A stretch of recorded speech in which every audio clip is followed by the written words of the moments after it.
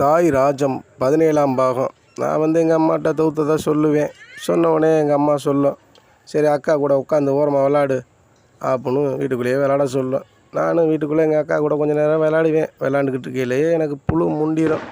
புழு முண்டுன்னா நேராக விளாடணுன்னு தான் ஆசை வரும். உடனே எங்கள் அம்மாட்ட சொல்லுவேன், அம்மா 5 காசு இருக்குமா, வாங்கி தின்ட்டு வந்துடுறேம்மா அப்படின்னு சொல்லுவேன். சரி சரி போயிட்டு வேமாவா அப்படின்னு சொல்லும். நான் அப்படியே இவங்களை வெளியே வந்து பார்ப்பேன். பார்த்தா விளாண்டுக்கிட்டு தான் இருப்பாங்க. சரின்னு மெயின் ரோடுக்கு போகலான்னு மெயின் ரோடுக்கு போவேன். மெயின் ரோடுக்கு போனால் அங்கே ஏரியா பெரிய மனுஷங்க பூரா டை சைக்கிள்லையும் ஆட்டோலையும் உட்காந்துருப்பாங்க. உட்காந்துக்கிட்டு என்னை கூப்பிடுவாங்க, டேய் மாப்பிள்ளை கனி இங்கே வாடா அப்படின்னு. என்ன மாமான்னு சொல்லி போய் கேட்பேன். கேட்டால் மாப்பிள்ளை அந்த கடை அடைச்சிருக்கு, அந்த கடையில் 2 சிகரெட் வாங்கிட்டு வாடா மாமாவுக்கு அப்படின்னு அவங்க சொல்லுவாங்க.